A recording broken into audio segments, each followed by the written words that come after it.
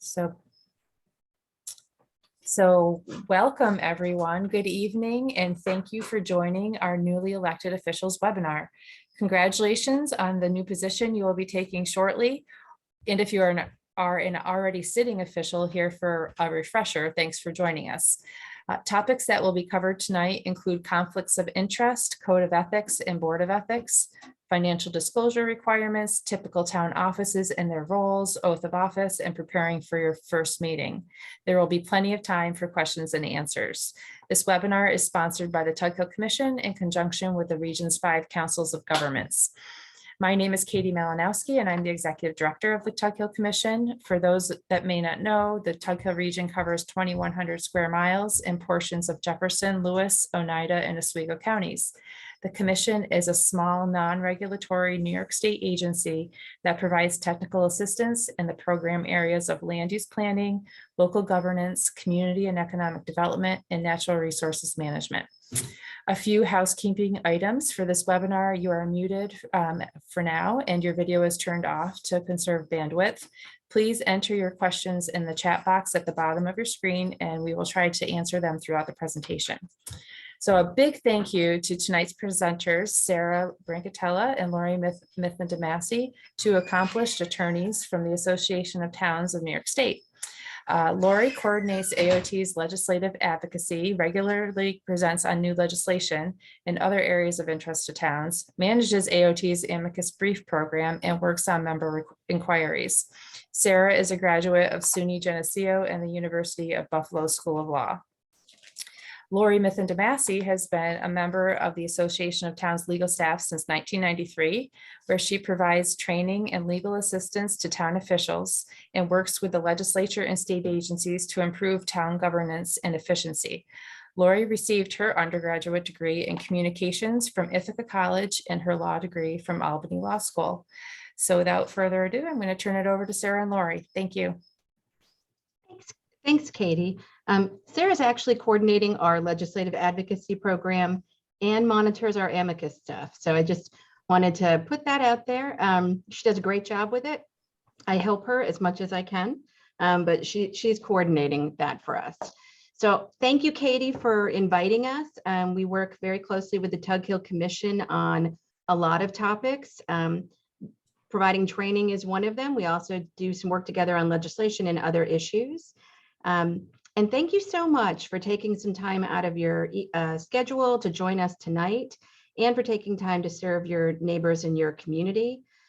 Just to give you a little background on AOT in the event you don't know much about us, we were started in the 1930s by town officials who were interested in sharing resources, providing training, and working with our partners in government to help town officials better serve their communities. So this webinar is going to have two parts tonight. First, Sarah and I are going to take you through a bird's eye view of town government. And then Sarah is going to do a deeper dive into the rules of ethics.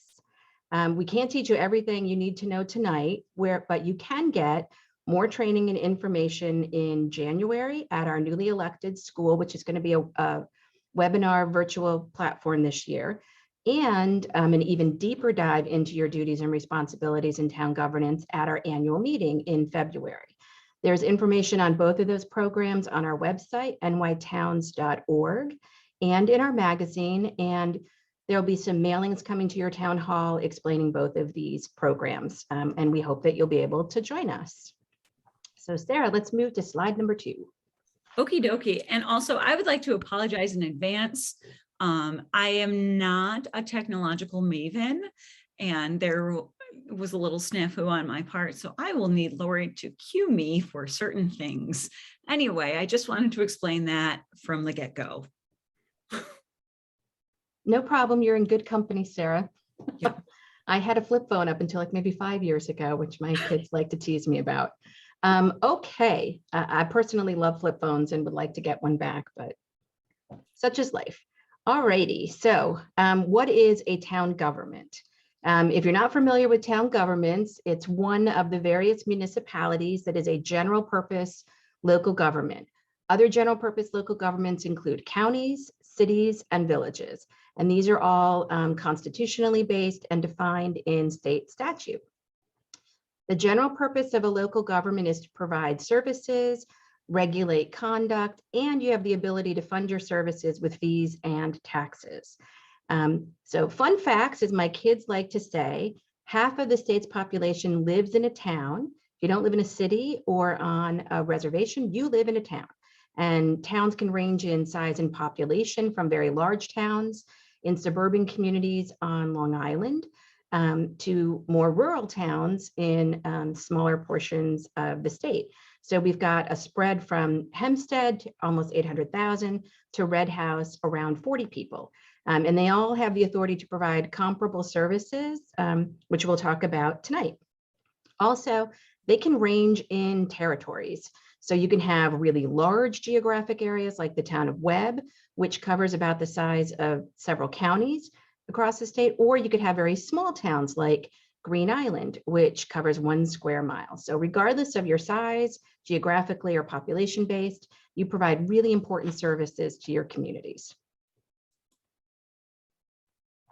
So because towns vary in population, there are 3 classifications set up in the town law based on essentially population. Most towns fall into the second class, which is 10,000 in population or less than 10,000 in population. Then we've got the first class towns, which are above 10,000 in population. And then if you're a first class town, you have the opportunity in certain circumstances to become a suburban class town. Essentially, everybody can provide the same services with a few small exceptions. It just may be provided in a slightly different way, depending upon which classification you are. So what are some of the services that towns provide? Sarah, next slide, please. What are some of the services that towns provide? Here's a list of some of the general services that towns provide. Roads and bridges, courts, various types of licenses and permits, planning and zoning, emergency services, public protection, water and sewer, parks and recreation. Some of these services everybody has to provide, others are optional, and we'll talk about that a little bit more tonight. Next slide. So services are provided in essentially one of 3 ways. Town-wide, which means the town provides the service to everybody and charges everybody. Part-town, which means that the town provides the service to just the residents outside of a village. And special district services, which means that a group of residents get together and they ask for a taxing jurisdiction to provide a particular service. And Sarah's going to do a little bit deeper dive into districts in just a little bit. If you're not familiar with town government at all, villages, which are also, as we noted, general purpose local governments, are located within towns. And so that's why we have a distinction between town-wide and part-town. Not every town has a village, but a village cannot exist outside of a town. Next slide. Okay, so here's some information on how we provide services when you don't have a village. Again, these are all town-wide services. Your highway, which is your roads and your bridges, your snow plowing, and your pavement work. Assessment services, which is really important. That's how we get a lot of our resources to pay for our services. Emergency services such as police, planning and zoning services. These are all provided town-wide if you don't have a village. Next slide. As I had said before, some towns do have a village. And when you have a village, some services are town-wide and some services are town outside village, or also known as part-town services. So examples of town-wide services include policing, ambulance, assessment services. Some examples of town outside village or part-town services can include certain types of highway services, most specifically repair and maintenance of our roads, and planning and zoning services. Next slide, please. Sarah, you're up to talk about this. I think I'm up on districts. So I just wanted to add to Lori's slide about the town outside of service or the town outside of village services. That's important because sometimes you might hear people complain about being doubly taxed if they live inside a village. And that is just not the case. Town outside, the reason why there's a distinction between town outside of village services and town-wide services is because if a village is providing a service like highway maintenance, then those who live within the village, they're still considered town residents, but they don't pay for town highway maintenance services. They pay the village for that. So it's sort of, Lori, I would call it a myth or a misunderstanding of how taxation works. I think that's probably an okay way to classify it. So Yeah, that's I would agree with why. that. Yeah, that's why it's important to understand, the distinction between town-wide services and town outside of village services, because if you are delivering a town outside of village service, then only those that live in the town outside of the village are paying for it. A town-wide service, everybody is paying for it. And then you've got your special improvement districts, as Lori had mentioned, and those are a single purpose unit of local government. They provide one service. So if you think of that circle, that circle of like a town-wide service, then you have little circles within it that are special improvement districts. And you can have districts that provide water, sewer, and fire protection. Those are probably the three most common type of special improvement districts. And they only cover a particular area, one particular area. And therefore, only those residing in that district receive the service, and they are the only ones that pay for that service. And you can have a lot of different overlapping districts too. So I know in my parents' neighborhood, for example, they live within a lighting district, but across the street, they don't, like, there's no lighting district. And it's just that one middle line row that's all the difference. However, my parents' side of the street and across the street both reside within the same water district. So you can have overlapping districts depending on what the situation is. And the town board actually, the town board is the one that administers almost all special improvement districts, except for, and this is a little bit in the weeds, but except for fire districts, which are run by an independently elected fire commissioner board. That's different than fire protection districts, which are a different type of special improvement district. But I think that that's getting a little bit in the weeds for now. But just so you know, there's town-wide services, town outside of village services, and then there's special improvement district services, and only those that live within the district receive for and pay for those services. So how do towns actually get the funding that they need to pay for these services that they provide, whether it be on a town-wide, town outside of village, or a special improvement district service? Well, there's state and federal aid. Some of you might have heard about the American Rescue Plan Act that recently got adopted in March of 2021. That is providing a one-time influx of money. So that is, especially being a newly elected official, I think that that's something that you'll hear a lot about in 2022. How are we going to spend this ARPA funding? AOT has a guide on our website if you're interested in that, and you can always contact our office about that. But that's just one example. That's sort of like a windfall. But state provides funding, regular funding, in forms such as the CHIPS program that is reliable annual funding from the state for highway maintenance. So there's state and federal aid, but a vast majority of town funding to pay for services comes from the last thing that we have listed there, which would be real property taxation.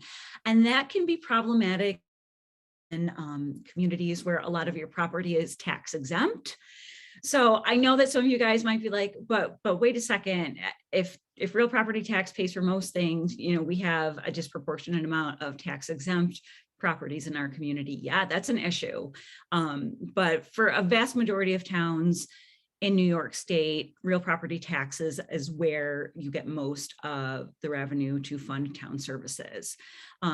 There's also sales tax.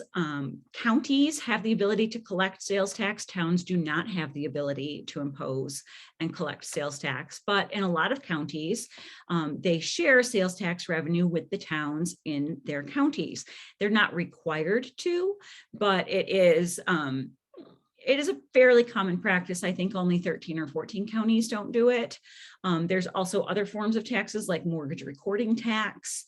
And then there are things like fees and rents. Just fees often pay for justice court operations. There might be marriage license fees, various other fees, code violation fines and fees go to pay for town services, but really a vast majority in most circumstances the funds that towns need to provide services come from real property taxation. Then I would probably say second, state and federal aid. I don't know if I would say second. I'm not gonna enumerate the rest of them, but a vast majority get most of your revenue from real property taxes. If you take a look at the administrative structure of the town, I like to say that town government and town governance is about relationships and understanding the different relationships that you have with each position. And I think a lot of times we get inquiries that come in and they're a result of a fundamental lack of understanding about the relationship that you might have with another office relative to yours. So this is just sort of like a bird's eye view of how a town government is structured. And you'll see at the center, you've got the town board, because they are at the center of everything. They are your administrative branch in a lot of ways. They are your I like to think of an elementary school, you were taught that there were 3 branches of government, executive, legislative, and the justice branch, judicial branch. So the town board represents the executive and the legislative branch. And they're at the center of everything. And then they do have some administrative responsibilities. You've got fiscal affairs, and we're going to go through each of these little spokes and talk more about each of these little subcategories. So this is, again, it's just a general bird's eye view, but you've got fiscal affairs, which the town supervisor has additional responsibilities. The highway administration is really done by the superintendent of highways, as in most instances, an independently elected official has a lot of important statutory authority. Planning and zoning, if you have land use in your town, then the planning and zoning boards will play an important role in your town. Permits and records are often administered by the town clerk. We've got your catch-all miscellaneous category, which includes things like animal control, parks and rec, emergency services, special districts, and then tax assessment and collection. And I just want to mention that we also have a third attorney at the Association of Towns. Her name is Katie Hodgson. She is lovely and wonderful. And one of the reasons why Lori and I particularly like her is that she is our tax specialist. I see the word tax and I get very nervous, but Katie is our tax specialist, and she could get very into the weeds on tax assessment and collection. But the town board has a role with each of these different categories. But yeah, let's get into each of these different categories and see what the relationships are. So the town board, as I mentioned, is the legislative body, the legislative branch of local government, and they're the ones who are responsible for adopting local laws, ordinances, and resolutions. They're responsible for the overall administration of the town. You might have heard the phrase, Congress holds the purse strings. Well, in this case, in town government, the town board holds the purse strings. I think that is an important thing. I don't want to say if you remember nothing else, remember that, but the town board has fiscal control. They hold the purse strings. They are the ones that set the budget, that create appropriations. You guys, if you're on the town board, the budget is a big thing and financial responsibility is a big thing, controlling town finances. You have to, along with setting the budget and setting appropriations, the town board is responsible for approving and authorizing all purchases and contracts that are entered into by the town. You are responsible for appointing any officers and employees. In most instances, there are some important exceptions to this, and Lori's going to talk about one of the most important exceptions, that being the highway superintendent has the authority to appoint highway laborers. But it's sort of like if any of you took Latin in high school, such as I did, you learn the general rule and then you learn 54 exceptions to the rule. But the general rule is that the town board appoints officers and employees, and because they hold the purse strings, they always set the salary and they set the general policy of the town. As I mentioned before, when talking about special improvement districts, they are the ones that create and administer special improvement districts, but for fire districts, a while ago, and this is several years ago now, there was somebody was peddling information that there were 10,000 units of local government, and each one of them had their own board and their own building and their own phone, and it was costing the taxpayers money. And at our office, we just sat there saying to ourselves, well, that's not true, because they're counting special improvement districts, and special improvement districts are run largely by town boards. So they don't have their separate office or anything like that. This is really, really important to keep in mind, and it can be a source of frustration for some people. The town board can only act as a body. There's no comparable position to a mayor in the town board. So if you have a 5-person board, you are going to need a majority of that board to do anything, really. So I mentioned before that the town board sets salaries and that you make appointments to different positions, to most different positions. So let's say that you want to appoint me to your planning board. You are going to need 3 out of your 5-person board to vote in favor of that appointment. There is never going to be a circumstance where one of you is going to be able to, where one vote is ever going to, 1 is not enough, 2 is not enough. If you have a 5-person board, you are always going to need 3 people. The supervisor is not a tiebreaker. The supervisor, when they vote, they don't have more influence than anybody else. The town board has to act as a body. And by that, I mean majority rules. And if you think about the bird's eye view of town administration, the town board doesn't act alone in administering the affairs of the town. There are a lot of different entities that are involved. Again, one of your most important relationships is going to be with your highway superintendent and your town clerk, I would say. But in terms of like running day-to-day responsibility, like collecting the mail and stuff like that, because I did mention the town board only acts as a body, you can only make decisions as a body, but there are day-to-day things that have to take place in order for the town to keep functioning. So at your organizational meeting in January, you can do things like delegate day-to-day administrative responsibilities to the supervisor. For example, opening and collecting mail, letting people, making sure that the town board is apprised of anything that comes in the mail that they need to be apprised of, things like that. Just nothing major like decision making. The supervisor doesn't really have any authority to make any decisions independent of the town board. But if there are functions that you need to get done just as a matter of day-to-day things, just to keep the town going, then you can delegate administrative responsibilities, not anything like policy, not anything like financial responsibilities, but administrative responsibilities, just to keep a continuity of government just functioning from day to day. I mentioned before that the town board holds the purse strings. So they're in charge of the fiscal administration of the town. So some of the things that you are going to be doing at your organizational meeting, you have to designate depositories. There's a bunch of different town laws and statutes smattered throughout law that say that certain deposits, certain money that comes in has to be deposited at certain times. So the town board is in charge of deciding what bank your funds are going to be deposited in. When you have additional funds, how are you going to invest those funds?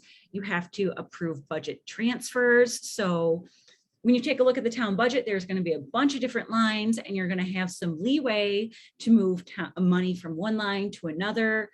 So you're going to have to approve all of those. And as I mentioned before, approve all contracts and expenditures. And there's a whole auditing process that you have to go through where you would approve claims and agree, yep, this is where the town is going to pay this. So those are some of the town's board's fiscal responsibilities.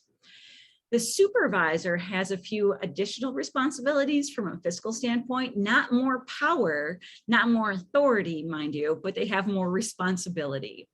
So the supervisor is responsible for the custody and care of town funds. They are the ones who actually sign contracts. It is considered an administrative duty to sign contracts. It's not that so the town board is going to be the entity that approves the contract. Okay, you guys are going to be the ones who talk about like, oh, well, should we contract with this vendor? the town board is going to say yay or nay on that specific issue, but then the supervisor is the one who is actually going to give his or her John Hancock. And then the supervisor also has some additional bookkeeping responsibilities with respect to financial transactions, and they have to keep some additional fiscal records, make sure that the books are accurate in the town, and the town supervisor can hire a bookkeeper to help him or her with that responsibility. But again, I do want to emphasize that those are additional responsibilities, but it doesn't provide additional authority. It's just extra stuff that the supervisor has to do. So Sarah, you mentioned that Katie is our tax guru, but in the absence of Katie during this webinar, I'm going to just give you a little overview of the tax collecting process. So there's 3 possible officers who typically would do tax collection for the town. If you're a town of the second class, that person would be referred to as the tax collector. If you're a town of the first class, that person would be referred to as a receiver of taxes. And then in about, I think, maybe 75% of the towns, the town clerk has been delegated the authority to collect taxes. You can get assistance by appointing a deputy. It's going to be either the deputy town clerk to help the town clerk, or a deputy collector or receiver to help the collector or receiver. It's important to know that you have to have a copy of the warrant, which you get from the county, which is the document that actually authorizes you to collect taxes. Typically, that's going to be effective January 1st. Depending upon your county and its system, it may be effective slightly earlier. But you can't begin collecting taxes until you get the warrant, which is your authorization. There are periods throughout the collecting process where property owners have the ability to pay without penalty or interest. And then once that period lapses, a penalty or interest payment on the unpaid taxes can kick in. Some individuals pay their taxes directly, some pay it as part of their mortgage through their banks. Speaking of banks, towns can contract with a bank to assist the town tax collector, receiver, or clerk in the collection of taxes. It doesn't supplant the clerk, collector, or receiver's authority. It's just an additional option to help process tax collections and a service to the community.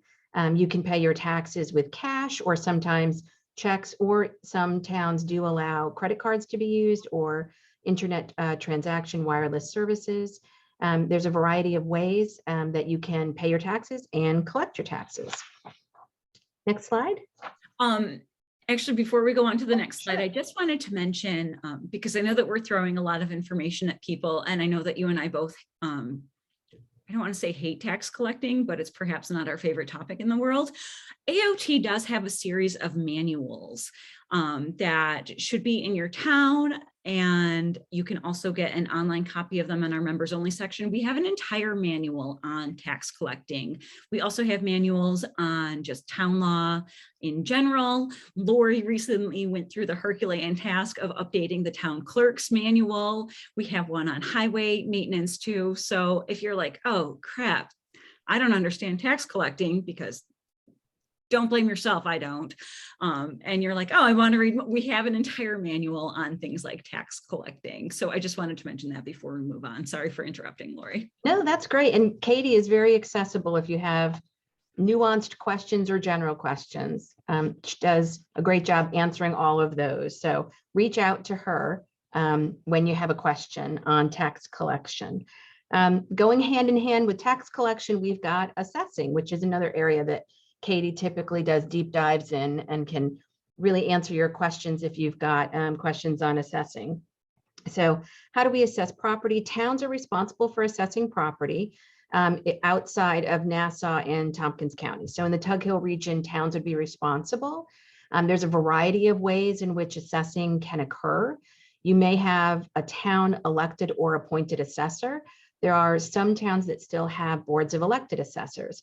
Or you may have a contract with the county, or you may have a coordinating assessment program where you work cooperatively with neighboring towns to share assessing services. So there's a variety of ways in which assessing can occur, but Why is assessing important? Well, Sarah had talked about the importance of real property taxes. And one of the components of the real property tax system is assessing. And it's the job of the assessor, not the job of the town board, the job of the assessor. And this can happens on an annual basis. And then occasionally a town will go through a reassessment or a revaluation of the entire town. So it's the job of the assessor, again, not the job of the town board, but it's a really important process. There's a lot of information on this area. If you're interested in a deep dive on it, there's a state agency housed within Tax and Finance called the Office of Real Property Tax Services. They've got a website and lots of information that's very easy to digest that explains the assessing process from a layman's perspective, and then a deeper dive if you happen to be an assessor and you need help evaluating tax exemptions. Sarah had talked about how you've got your, everybody starts off, all real property starts off subject to taxation, but then there is a large number of tax exemptions that the state legislature has put in place, some of which are constitutionally based, some of which are statutorily based. And depending upon who owns the property and how that property is owned, you may get a tax exemption, and that can impact the whole assessment process. So it's a really important tool that we have because, as Sarah noted, a lot of our revenue comes from the real property tax system. So if you're a property owner and you're not happy with the way in which your property's been assessed, you can talk to the assessor. And if you're not able to work that out, then there's a whole process and system put in place, part of which involves the Board of Assessment Review. Town boards appoint the Board of Assessment Review members. They're typically 3 to 5 members on each Board of Assessment Review. And on grievance day, which is typically in the spring, they convene to hear grievances from property owners who were not able to work out something with the assessor. And they have an opinion that they're overassessed or their assessment is not correct in comparison to similarly situated properties. If that doesn't work out, the Board of Assessment Review has the opportunity to adjust the assessment. And if that doesn't work out, then there's a whole nother process that a property owner can go through. Again, this is all in the area of the assessor and Board of Assessment Review. The town board is not directly involved in this process. So Sarah's going to talk about planning and zoning a little bit. But Lori, before we get to that, there's a question. Sure. Are towns allowed to charge a convenience fee if somebody uses a credit card to pay their taxes, basically? Well, you can authorize the use of credit cards under the general municipal law. And I want to say that there is a component within that statute. I think it's general municipal law, maybe section 5 or 5- something, that does allow for a convenience fee. But I can double check that, and we can certainly get you the specifics on that. But I think you can charge a convenience fee. That sounds right to me. That has my seal of approval. Okay, so planning and zoning, one of the most important things that towns can do is they can control land use within your jurisdiction. And that includes doing things like regulating the height and size of building, the density of lots and size of yards, the location and use of buildings, structures, land for trade, industry, residence, or other purposes. So you might have specific zones within your town that say, hey, we're going to allow commercial businesses to operate within this area of the town, but we really want to make sure that this particular area of the town maintains its agricultural nature. So you might have something like an ag district, a town ag district, that something like a commercial entity would not be allowed to build there, that area, that zone is specifically for agricultural purposes. Conversely, a farmer could not go into a commercial district and open up a farm there. So the town land use is a big area where towns have a lot of authority over what goes on in your towns. And actually, one of the things that Lori talked about, the diversity of towns in New York, ranging from about 40 to 800,000. So there's no one size fits all approach when it comes to town and town governance. And that's why we've talked about this within the office. Sometimes that's why it's hard. It's a little bit hard to give this particular presentation because there are so many different variations. And, it's just like, well, sometimes some towns do this and other times towns do that. There's a lot of flexibility with respect to what works for your community, because town and local governance is really like, you guys are in the best position to know what is best for your community. And I think that that is nowhere better exemplified than in land use. You guys are in the best position to know what works best for your community. And planning and zoning has a lot to do with relationships, I think. Again, I really like to think of town governance in terms of relationships. So you've got a couple of different components involved with planning and zoning and who's involved. You've got your town board, who, as I mentioned before, they're the legislative branch of government. So they're the ones who are actually going to adopt your local zoning laws and ordinances. They're going to adopt what's referred to as your comprehensive plan. And that's a vision of how you see the town developing. That's important because you have to adopt local laws, local land use laws in accordance with your comprehensive plan. So let's say that your comprehensive plan says, we are really dedicated to maintaining open land and agricultural space. And then the town adopts a lot of local laws that expedite development. That might be not in accordance, depending on what your comprehensive plan says, or vice versa. It could be that you're really dedicated to development and you're really dedicated to construction and different things like that. And then you adopt a bunch of local laws hindering development, hindering any sort of construction. That might not be in accordance with your comprehensive plan. So your comprehensive plan is sort of like, it's your vision board for how you see the town moving ahead. And you have to adopt local laws on land use in accordance with your comprehensive plan. The town board, as I mentioned before, you're the one who appoints people to positions.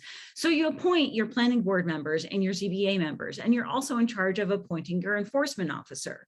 This is a really important authority because in a lot of instances, especially with the ZBA, and I'm actually going to talk about them first because it just seems like a natural connection right here.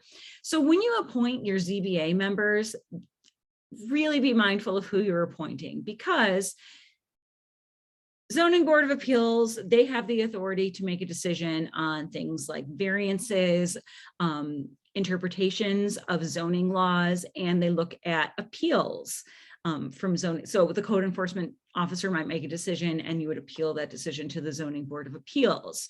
So why am I so hung up on the fact that it's really important to know who you appoint? Because once the zoning board makes that determination, the town board has no authority to overturn that determination on appellate issues. The Zoning Board of Appeals, it's mandatory in towns with zoning laws. So if the Zoning Board of Appeal makes a decision on a variance and the town board is unhappy with it, so sad, too bad, the town board doesn't have any authority to change that. The recourse would be for somebody to actually bring a court action. So if there's an appointment, if there's a vacancy on any of your land on your Zoning Board of Appeals, it's not just like, oh, well, if we don't like what they're going to do, we can just take care of it. Nope, with your Zoning Board of Appeals, what they say goes. So be mindful of who you can appoint.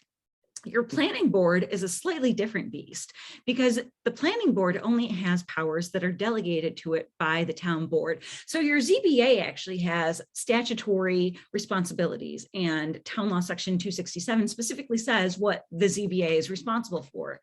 When you take a look at Town Law Section 271 on the planning board, that doesn't say the planning board is responsible for special use permits. The planning board is responsible for site plan review. It doesn't say anything like that. It says the planning board is responsible for what the town board says it's responsible for. So again, there's some of that relationship. So if you're not sure about what your planning board in your town is responsible for, take a look at the local law establishing the planning board. And if there were any amendments to that, to see what exactly the jurisdiction is over that the planning board has over land use issues. Oftentimes, the planning board helps and works in concert with the town board in developing the comprehensive plan. Also, a lot of times they're delegated the authority to take a look at special use permits and do things like site plan review and subdivision review. But again, that's not a function of statute. The town board actually has to say, hey, planning board, we're going to make you responsible for site plan review. We're going to make you responsible for special use permits. There's a lot of different variations that can take place. So you might be like, well, in the next town over, the ZBA actually does subdivision review applications. Therein lies the flexibility of town government, and the town board could assign that function to a different body. Your town might decide, hey, we're going to assign that to the planning board. So this is one of those reasons why this presentation can be a little bit difficult. And I think Lori and I are both so tempted to get into the weeds and how like there's different variations on each different thing, and it can go 1,000 different ways. But as a general proposition, a lot of times planning boards are responsible for things like special use permits. But please keep in mind that if you are not sure about the jurisdiction of your planning board, take a look at your local law establishing the planning board. And then you've got your code enforcement officer, which is your person on the ground. They're the ones who are responsible for enforcing the zoning laws as they're written. They investigate issues, they issue violations. So as I was talking about, the Zoning Board of Appeals issues variances. So what would happen there? Let's say that somebody wants to build a structure that is not in accordance with the allowable uses within a zone. So what's going to happen is they're going to go to their code enforcement officer looking for a permit, and the code enforcement officer is going to say, nope, I'm not going to issue the permit. I'm going to deny this application because it is not an allowable use. And then that person would be able to go to the Zoning Board of Appeals and say, this application was denied. I'm seeking a variance from this. And then, of course, they're not always denying permits. Sometimes they're issuing them too. So your code enforcement officer plays an important role, and they are your boots on the ground person. I'm going to turn this over to Lori to talk about highway administration. I just wanted to, while you were giving that really great update on planning and zoning, I just wanted to confirm for folks that General Municipal Law Section 5 does specifically allow the town board to charge a service fee if you're going to use a credit card. It's optional. The town board may allow and require that. So if you needed the statutory reference, it's General Municipal Law Section 5. And credit cards may sometimes be used in the highway department, depending upon what's been delegated to the highway superintendent. So every town has highways. Most towns manage, and not just their own highways, but they also do road services for the county and sometimes the state. They enter into what's called an intermunicipal agreement for snow and ice removal for other jurisdictions, as well as maintaining their own roads. I think 85% of the roads and bridges in New York are owned and operated by local governments, including towns. And they, again, require repair and maintenance and sometimes rebuilding. You have to remove snow and ice. You need employees to do this. You need equipment to do this. And it's all managed by the highway superintendent. The highway superintendent might be elected. In about 10% of the towns, they are appointed. Either way, they have jurisdiction and authority that is given to them through a state statute called the highway law. And as Sarah noted, we've got a manual called the Red Book, which walks you through highway administration. It's a nice resource. In addition to our Red Book, we partner a lot with Cornell Local Roads. We do a highway school with them in the spring in Tompkins County. And they have a website and a lot of resources as well. They have engineers on staff who can answer technical questions. I'm happy to answer legal questions that come up. And we work with other partners, the Town and County Highway Superintendents Association. So there's a lot of folks in this space. And then you've got the regional DOT offices. We're all here to help with this issue.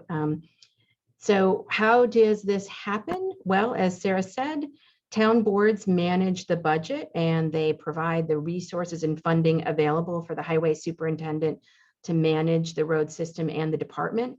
And one of the most important tools that you'll probably be looking at when you take office in January is entering into an agreement with respect to your paving or road improvement projects that'll take place in the spring, summer, and early fall. It's known as the 284 agreement because the authority and requirement is found in Highway Law Section 284. It's an important tool. The town highway superintendent has to have that signed in order to do the work and in order for highway expenditures out of the repair and maintenance, or what's called item 1 funds, to be spent. So towns also issue a lot of permits and licenses.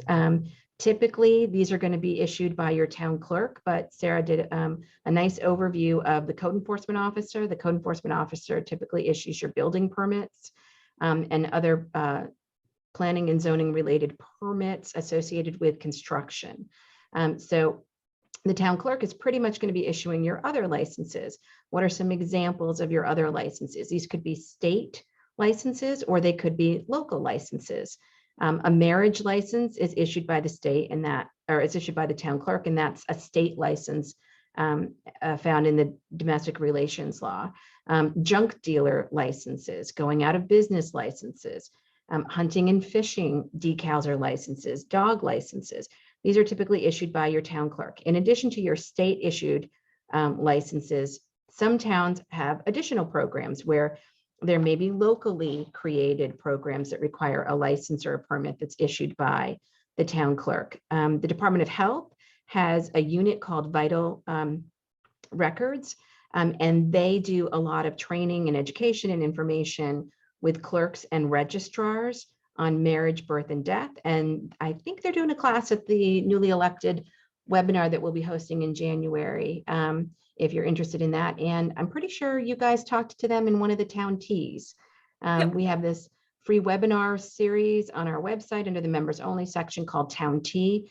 And you can get a snippet or more information on particular topics. Check it out. And I'm pretty sure there's something there on the registrar and marriage and birth and death. Sarah's shaking her head. Yes. So Yep, sure is. They're quick little webinar. They're like less than 15 minutes. So we try to make them easily digestible. yeah, so if you want just an overview of marriage, death, and birth, you can check out the Town Tea on that topic, or sign up for the newly elected and hear from Vital Records on a deeper dive in that topic. Speaking of records, towns have a lot of records. They are generally speaking managed by the town clerk's office. The town clerk by statute is what's called the records management officer. The records management officer gets their authority out of a state statute called the Arts and Cultural Affairs Law.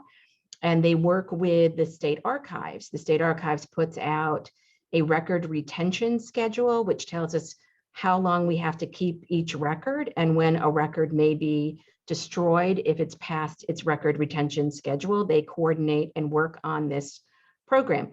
Justice courts work with the Office of Court Administration, and they have a separate record retention schedule for court records. So we have to keep our records, and the town clerk's office manages and maintains our records. But also sometimes the public is interested in looking at our records, and they have the authority to do that under something called the Freedom of Information Law, or you may have heard it referred to as a Sunshine Law. The Committee on Open Government, which is a state agency, provides training, education, and information. They've got a website with lots of detailed information, and they're going to be doing a session at the newly elected school if you want to deeper dive into FOIL. Every town has to designate a FOIL access officer whose job it is to process FOIL requests that come into the town asking to look at town records. Usually the town board designates the town clerk. They may also designate a records access officer, or I'm sorry, a FOIL access officer for each department. So it's a transition year. You're all newly elected officials. Sometimes, particularly if you don't have a town hall, the outgoing officer may still have in their personal possession town records, which you need in order to do your work. If when you get to the town hall in January, you find that there are some records missing that you need to do your work, call up the former town official and let them know, I need these records. Could you get them over to me? If for whatever reason they can't get them over to you, there is a court process that you can go through to get those records back. It's found in Public Officers Law Section 80. And Sarah, do we have a T on this? I was just going to say we have a T on this. Okay, so if you want a deeper dive into how that process works, check out the Town T on transitions in office. So as I had said at the beginning, we provide lots of services, some of which are required and some are optional. One of our required services is animal control. So we have to license dogs. We have a local law that we have to adopt on that process. This happened in 2011, so you should be all good there with respect to your licensing program. The town clerk's going to issue your dog licenses. You do have the opportunity to work cooperatively with the county on a comprehensive dog control program and licensing program. And we have to have animal control officers, and that person can be appointed either individually for your town or shared with other towns, or you can work with an animal service or humane society service and contract for animal control services through that organization. We can do recreational services. It's a great quality of life program that a lot of towns offer. You can do services specifically for your senior citizens. Maybe you contract with a local senior citizen club who provides meals and social services, and maybe some trips. You can contract with an organization to provide services for them. And you can do the same for youth. You can do band concerts and cultural events. You've got a lot of opportunity there if it's something that your community is interested in and wants. These can be managed by the town board, or you can create a recreation commission. You can employ staff, you can contract with organizations, you can partner with other local governments. You've got a lot of options for recreational services. Improvement districts, Sarah had talked about this in at a deep dive, so let's just move past that into emergency services. So emergency services is a critical service that local governments provide. Policing services can be provided at the town level. You can create a town police department, or you can contract with a neighboring municipality to provide policing services, or you can contract with the state troopers or with the county sheriff to do specific policing services in your community. If you don't have your own police department and you don't have an intermunicipal agreement or a specific service contract for enhanced services with the county or the state troopers and the county sheriff do general policing services for your community. But there's a lot of options on how that can be provided. Sarah talked in depth about fire services, so I'm not going to do a deep dive on that, but let's go to ambulance services. Ambulance services can be provided in a lot of different ways at the town level. You're not required to provide ambulance service as a town service, but you can choose to do so. It can be provided as a town service, just like a town department, like your highway department, or you can contract with a service provider, for profit or not for profit, or you can do an intermunicipal agreement with another municipality to provide services. This is an area where you can also provide a service through an improvement district. A lot of towns have created ambulance districts where they've determined that just a portion of the town needs ambulance service, but not town-wide. Maybe you've got a village that covers a lot of the town and they have their own ambulance service that they're providing. You want to make sure when you're working on ambulance issues that whoever the service provider is, whether it's the town, another municipality, or an outside service provider, is properly regulated and certified through the Department of Health. So we've given you a bird's eye broad view of how town government works and how these services are provided and the various ways in which these services are provided. But we would be remiss if we did not do a public service announcement for oaths and undertakings. Every town officer, elected or appointed, is required to take and file an oath of office. And you have to do this. It's a constitutional oath. It's derived from the state constitution and town law and public officers law, 2 general state statutes. You have to take and file your oath of office.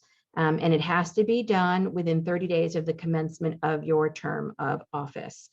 Justices also have to file their oaths with the Office of Court Administration and the county clerk. And registrars of vital statistics have to file with the county clerk. Everybody else files with the town clerk. It's really important to get that done. Next slide. So who can administer an oath of office? You've got a variety of options. The town clerk, because the oath is required to be filed with the town clerk, or the town clerk's deputy, any notary public, a justice of the Court of Appeals or the state Supreme Court. The town supervisor can administer oaths, but only to town board members, and town justices can administer oaths to town officials within the county in which the town justice is located. It's important to note that they have to be active. They can't be retired in order. All of these folks have to be in active service. in order to administer the oath of office to you. Next slide. So some town officials are also required to do an official undertaking. What's an official undertaking? It's essentially an insurance product, and it's got two components to it. So the officer who's covered by the undertaking is making a pledge, and a third party is going to support that pledge by providing resources in the event funds are lost or stolen. And they're essentially just, the insurance company is agreeing to make the town whole. Next slide. Who's required and how are these done? So you can do either an individual undertaking, and again, insurance policy that covers a specific person or office, but more commonly, these are done through a blanket undertaking where the town covers everybody through one policy. The town board is required to determine the form and the amount. It's going to do so by resolution. And again, like the oath of office, you have to make sure it's current and it's filed in the town clerk's office. The town clerk's office manages these and notifies the town board when the undertakings are about to expire, and these are a town expense. You want to make sure that you're working with a company that is licensed to provide this service. We partner with an insurance reciprocal called NYMER. They provide a product, which is very good. If you're looking for a product, you might want to look at NYMER's and what they have to offer. But whoever does your undertaking, you want to make sure that they are licensed in New York State to offer that service. Next slide. Here's the folks by statute who are required to be covered by an undertaking. It's essentially anybody who has access to, collects, or has access to town funds. The clerk's office, the supervisor, highway superintendent, collector, constable, and town justice. But as I had said, more commonly, town boards do blanket undertakings and they cover everybody. You also want to make sure that the town justices file their undertakings with the Office of Court Administration and the county. Next slide. So why are we doing this public service announcement on oaths and undertakings? Well, if you don't get it done on or before January 30th, you vacate your office by operation of law. This has happened in a few instances, particularly where folks have been elected year after year. They may forget to take it. You need to take an oath with each new term of office, not annually, but the start of each new term of office. And sometimes folks can forget to do this, or they thought that they did it, or there's an issue with the manner in which they did it. But you have to make sure that it gets done, and it gets done on or before January 30th, or you vacate your office if you're an elected official. If you're an appointed official, you have 30 days from the date of your appointment to take and file your oath of office. You can be reappointed to the position that you have vacated, that Sarah had talked about appointments and the need for a majority vote if that happens. We have seen in some very limited circumstances, special state legislation to correct a failure to properly and timely file your oath. But you've got a lot of time ahead of you to get that done. And you can't undertake any of your fiscal responsibilities until such time as your oath and undertaking are properly administered and on file with the right officer, whether it's the clerk, Office of Court Administration, or the county, depending on where you need to file it. So next slide. So that's the end of portion one of our overview of town governance. I don't know if there are any questions associated with the first part of our program. We can take those now. If I don't have my chat open, so Sarah, I don't know if you or Katie are seeing any unanswered questions. I don't see anything, but I'm going to stop sharing my screen for a second so I can pull up the ethics presentation. So. Okay, well, hearing no specific questions for part one, Sarah's going to take over and give us an overview of ethics rules. And she does a great job with this. There's lots of fun hypotheticals and it's very interactive. Uh-oh. God, I hate technology. No, I have it. I'm trying to make the screen smaller. I don't. Or is there anything else that you want to tell people while I try and figure out my computer? Sure, yeah. Like Sarah said, on our website, we've got a lot of great manuals that we offer, which is a really good overview, and it can answer a lot of questions. You can contact Sarah, Katie, or myself, either through our general email, info@nytowns.org, or you can call our office, 518-465-7933. We can answer your general questions. Just like the Tug Hill Commission provides a lot of helpful services, so too does AOT. So, reach out to us, use us. We're here to help you. It can be overwhelming. You're taking on a new responsibility, and there's a lot of information that you're going to need to understand and digest. So we're here to help. Give us a call or send us an email. Oh, Okay. looks like Sarah's up and running. Yes. I'm going to mute myself now, Sarah. Great.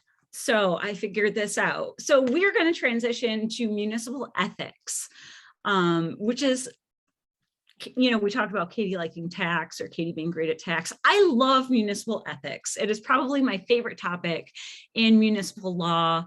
And I think one of the reasons why I like it is because there are so many gray areas. So you might, I encourage you to ask questions throughout. We'll be monitoring the chat box. So if you have questions, just pose them throughout. But otherwise, I'm just going to get into this. So topics that are going to be covered today include some conflicts of interest in contracts, common law conflicts of interest. And by common law, I mean court created law. So you've got your statutes, right? You've got your things that are like town law, section, or general municipal law. So common law would be law that's created by the courts via court cases, and you still have to follow it with the same, as you would a statute, but that's what I mean by common law. I'm going to cover some miscellaneous general municipal law Article 18 provisions, and general municipal law Article 18 is the only source of ethics laws in New York State. We're going to cover some family issues, when one person can hold two different offices. And because I'm an attorney and I like to hedge, I have miscellaneous listed there. And when I'm talking about ethics, everybody lives by their specific code. Some of you might be religious, follow a specific religion. Some of you might just have a certain idea about how you're supposed to act. And I'm actually not talking about that when I'm talking about municipal ethics. When I'm talking about municipal ethics, I'm referring to an objective set of principles that define behavior as appropriate under the law.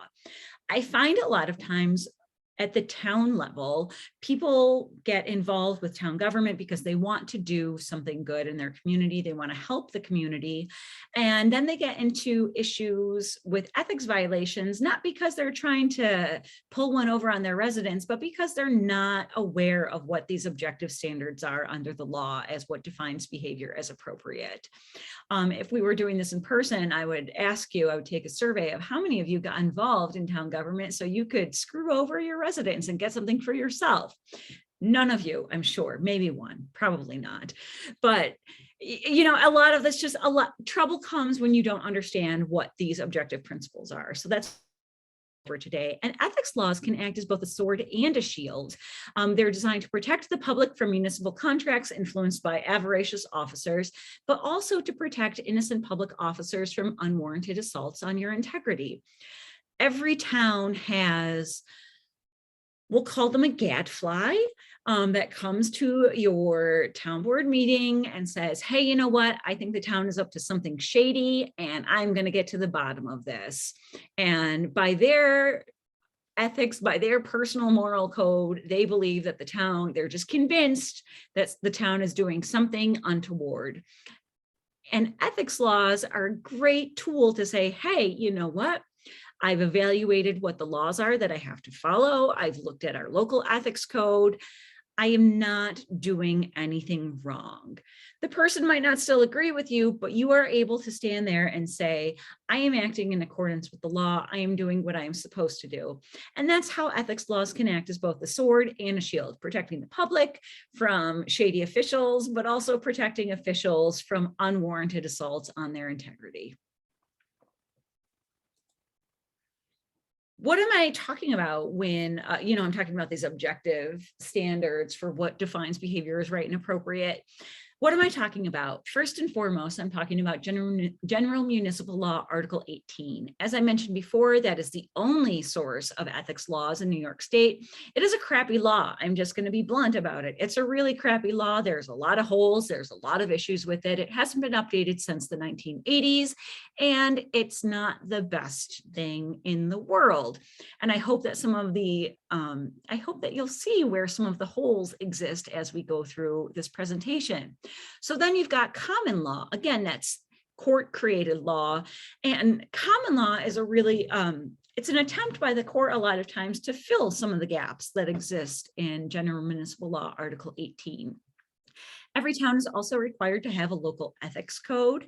So, take a look at that maybe before you start or at the commencement of your term, because your local ethics code has to be followed the same as any sort of state statute would.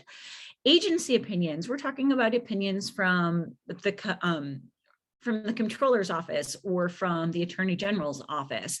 And those are not the same as common law. You don't have to follow them. They're not the law, but oftentimes they serve as a great canary in the mine for how a court would rule on a particular ethics issue.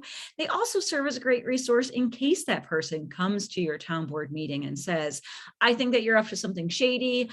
I don't agree with what the town is doing here. And you can say, hey, the state attorney general's office took a look at this and they said that this behavior was appropriate, or the state controller's office said that there was no conflict here. So agency opinions, while not law, are an excellent record to provide a rational basis for your behavior, to point to and say, hey, I think I'm actually acting appropriately.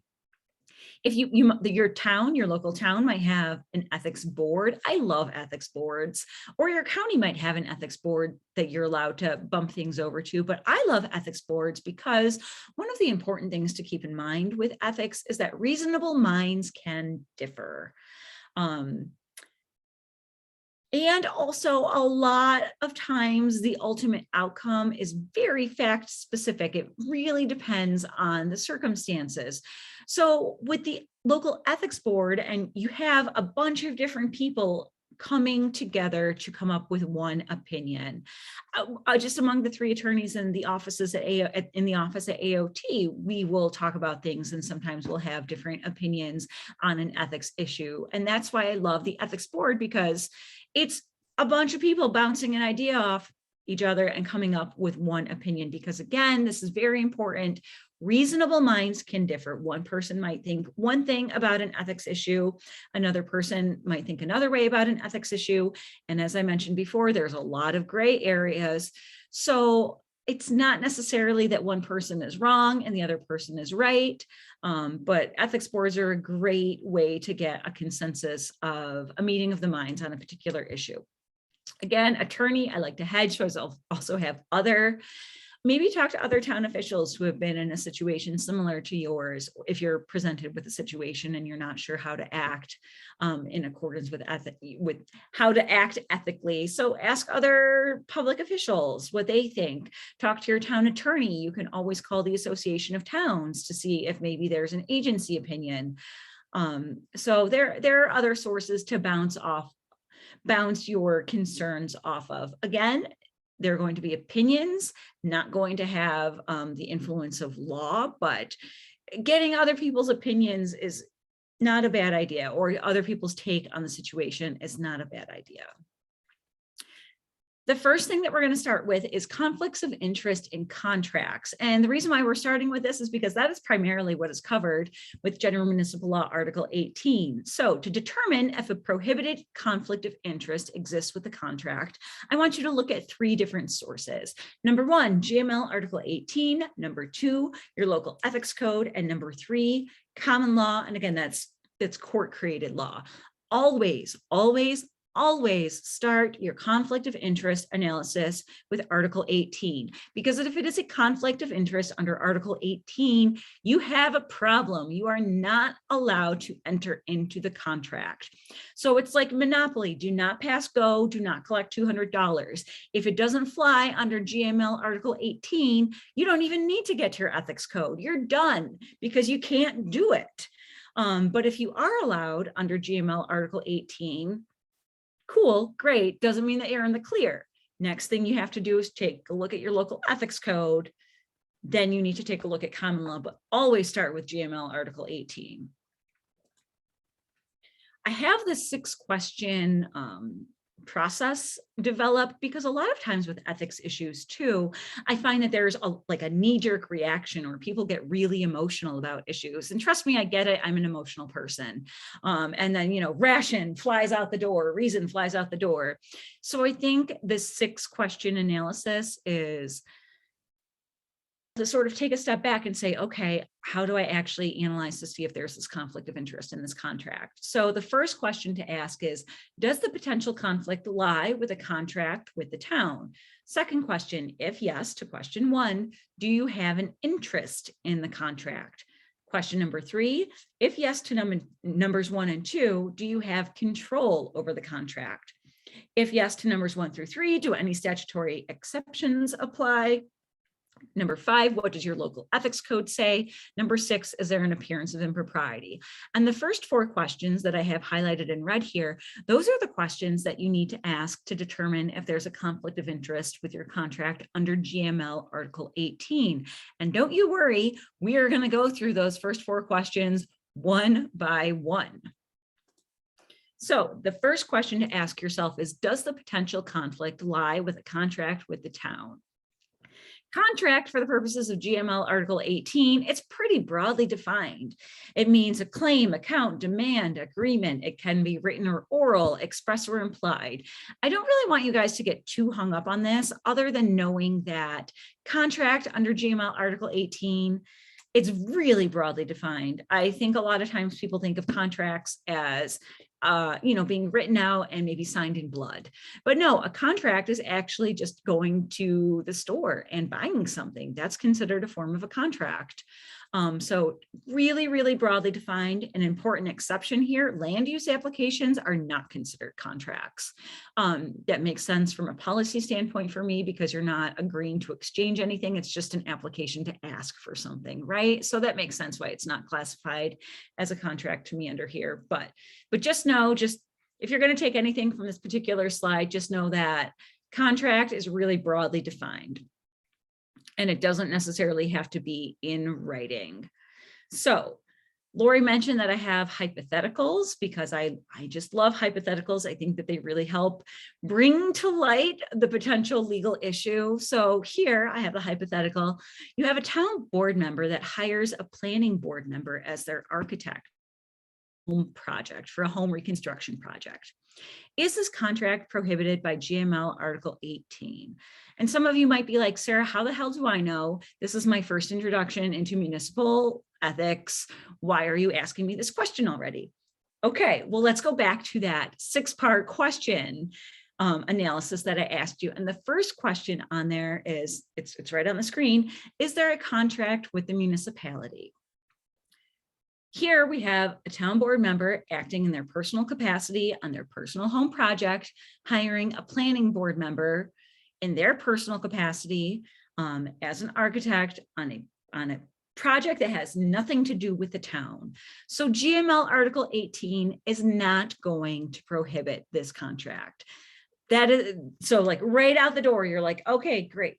Awesome. Gee, this contract is not prohibited by GML Article 18 because we don't even have a contract with the town here that we're concerned about. The second question that you need to ask is, do you have an interest in the contract? And interest is defined as a direct or indirect financial or material benefit received as a result of the contract. This, my personal opinion, is that the definition of interest under GML Article 18 is a little bit loosey-goosey, because what the heck does an indirect material benefit mean as a result of a contract? But I think if you take a look at some court cases, they are very concerned with financial benefits as a result of the contract, or significant material benefits as a result of the contract. But just so you know, the actual language of the statute says an interest is defined as a direct or indirect financial or material benefit received as a result of the contract. Under GML Article 18, you are considered to have an interest in the contract if your spouse, minor children, or dependent has an interest in the contract. There's an exception for contracts for municipal employment. Again, we're going to get into family and nepotisms, but just so you know, 2 members from the same family can work for the same municipality.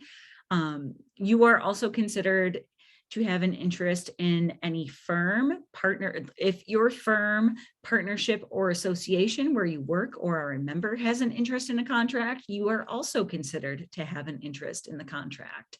Same if you are an officer, director, employee, or stockholder at a company, and that company has an interest in a contract, you are also considered to have an interest in that contract.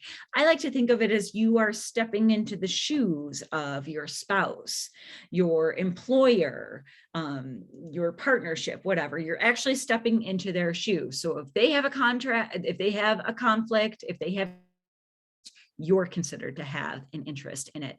And some people might be getting a little bit itchy already over me saying, well, if your employer has an interest, you're considered to have an interest.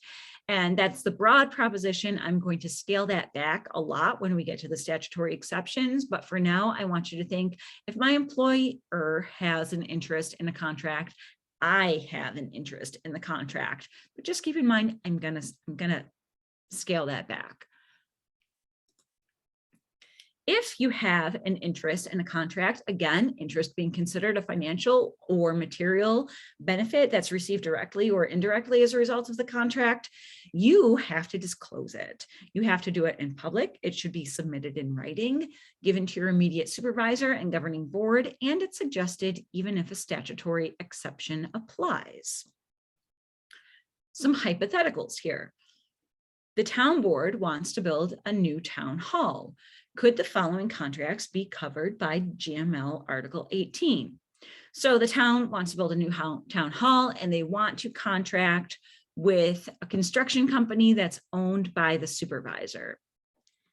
I am going to very annoyingly go through the 6 questions, go through those questions one by one to really just drive home the point of this is how you analyze these things. So what's the first question? Do you have is there a potential conflict with a contract with the town? Yes, here you have the town who's considering entering into a contract with a construction company. So it does involve a town contract or a potential town contract. So yep, first question, move on to question 2. Does the supervisor in their capacity as supervisor have an interest in the contract? AKA, do they have a financial or non-financial, or would they receive a financial or not material benefit as a result of this contract? Yes. I think the answer is pretty obviously yes here. It's a company that's owned by the supervisor. Obviously, there's going to be a financial or indirect benefit if the town enters into this contract. So yes, here the supervisor does have an interest in the contract. So yeah, potentially, so this contract is going to be covered by GML Article 18. Whether the town is going to be allowed to enter into this contract depends on the next couple of questions. What about a construction company that's owned by the adult son of the supervisor? Question number 1, is there a contract or a potential contract with the town? Yes, you've got the town who wants to enter into a contract with a construction company. Is there an interest? Does the supervisor have an interest in this contract? So that question can really only be answered. It's fact specific. It depends on the circumstances. Maybe this is an adult son that is, you know, I used to say millennials, but apparently millennials are getting old. So maybe they're like Gen Z or whatever the generation is younger. Maybe they're Gen Z and they still live at home with their parents and they're paying rent, and maybe there's the potential for the supervisor to receive some sort of benefit, if some sort of financial benefit if their son enters into this contract. And also, I really messed up the delivery of this one, because important to note here is that I said that it was the adult son of the supervisor. So some of you might be like, well, yeah, of course there's a conflict of course that the supervisor has an interest in this. We're talking about their adult son. But if you take a look at, I said that you step into the shoes of your minor children. So in this hypothetical, I said, if your minor child has an interest in the contract, you are considered to have an interest in the contract. And in this hypothetical, I specifically said that it was the adult son of the supervisor. And this might rankle some people and say, how is this contract not automatically prohibited? This is one of the holes that exists under General Municipal Law, Article 18. And don't worry, the court comes in and they fill up some of those gaps, but I just want you to know that, like, under this circumstance, this contract potentially would not be prohibited by GML Article 18. Potentially, there would be no conflict of interest with this. But again, it's going to be very fact specific and depend on the circumstances of if the supervisor, you have to take a little bit of a deeper dive and take a look and see if the supervisor actually would receive a financial benefit as a result of this contract. But on its face, assuming that everything is, I want to say normal, but I feel like that sounds insulting, but assuming that the adult child, lives on their own, there's no sort of financial entanglement with the parents, their General Municipal Law, Article 18 would be A-OK thus far with this contract. So yeah, I think that example illustrates some of the holes that exist with GML Article 18 and illustrates how a lot of these answers are fact specific. The third question to ask is, do you have control over the contract? And control means that individually or as a board member, you have the authority to negotiate, draft, authorize, or approve the contract, authorize payment under a contract, audit bills or claims under the contract, or appoint somebody with any of these duties. And in the first part of our presentation, Lori and I talked about how the town board has the authority to audit all claims and authorize payments under all claims. So if you are a town board member, you have control over the contract. You're the ones who are entering into the contract. Town board members have control over contracts. But let's say the town is building a new town hall. Does GML Article 18 apply to a contract between the town and the town clerk's spouse who owns a construction company? Let's go through those questions, right? Number one, is there a potential conflict? Is there a contract that involves the town? Yes, there is. The town is going to contract with the town clerk's spouse's construction company or potentially enter into this contract. So yes, there's a contract with the town or potential contract with the town. Does the town clerk have an interest in this contract? Sure do. The town clerk sure does have an interest in this contract. Again, remember, if your spouse has an interest in a contract, you are considered to have an interest in the contract. You step into the shoes of your spouse. But does the town clerk have control over this contract? While the town clerk has some pre-audit and sometimes post-audit responsibilities, they are not the ones who are actually auditing the claims. They are not on the contract. They are not approving payments of claims under a contract. So if you take a look again at the definition of what constitutes control, the town clerk does not have the authority to negotiate, draft, authorize, or approve a contract, authorize payment, audit bills or claims, or appoint anybody with these duties or responsibilities. So no, there is not an issue with control here. So this contract would be allowed under GML Article 18. What about a highway employee that has a plumbing business? Does GML Article 18 prohibit the town from contracting with him for plumbing services? Question number one, is there a contract or a potential contract with the town? Sure is, yes. Question number two, does the highway employee have an interest in the contract? Again, interest being a direct or indirect financial or material benefit. Yes, they do. Question number three, does the highway employee have control in their capacity as a highway employee? Do they have control over this contract? And no, they don't. Highway employees do not have the authority to negotiate, draft, or approve payments under contracts, anything like that. So the second hypothetical here would also be allowed. GML Article 18 would not prohibit this particular contract. The fourth question to ask is, does a statutory exception apply? So GML section 802 contains the full list of statutory exceptions, but I'm just going to go over some of the more common ones that apply to towns specifically. So pre-existing contracts, but no renewals. So let's say that you have a contract for salt delivery with somebody, and it runs from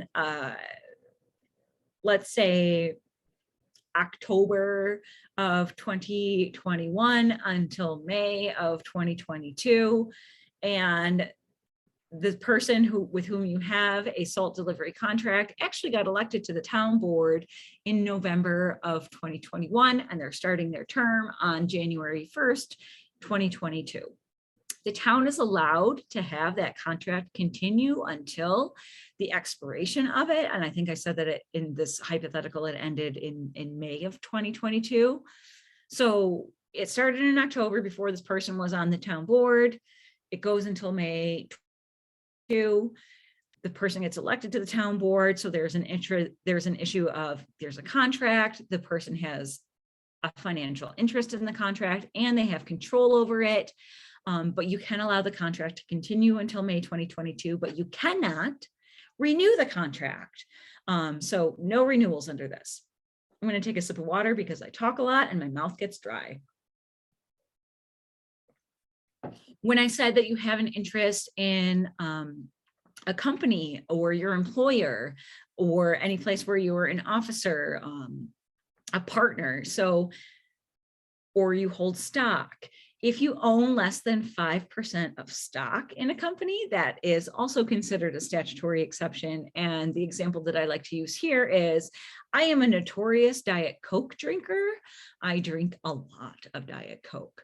And let's say that you get some Diet Coke as refreshments for your office holiday party or whatever, and just a simple purchasing of something is considered a contract, remember.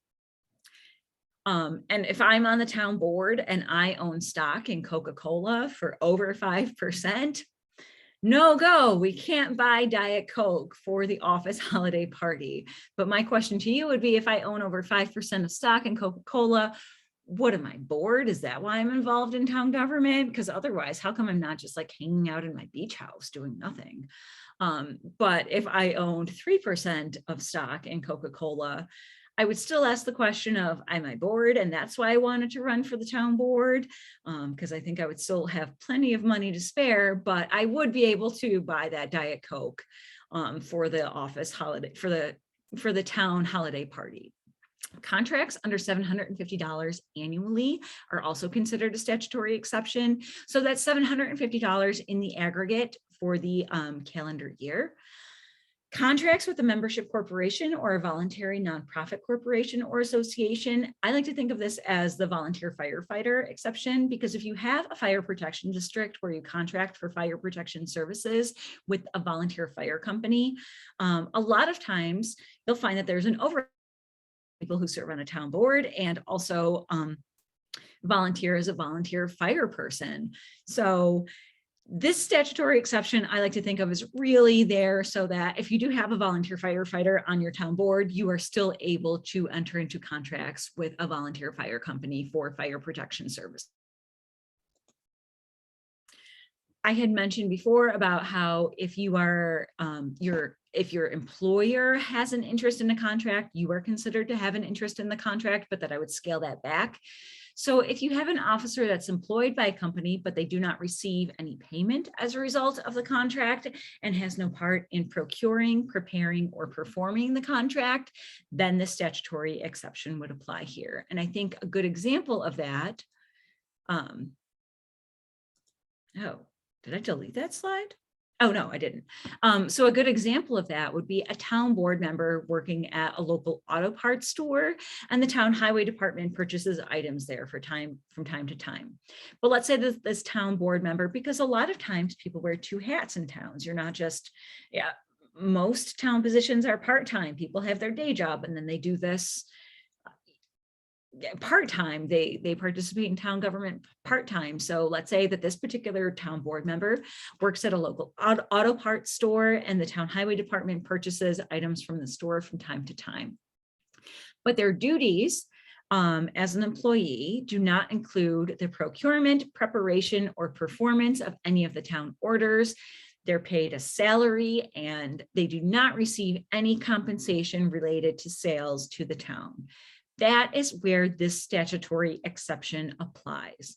But let's change the facts a little bit on this. And let's say that this person is an employee at this auto parts store and they receive a bonus at the end of the year related to the overall sales. That is a proportion or a percentage of the overall sales that take place. So in that instance, they are actually going to receive compensation related to sales to the town.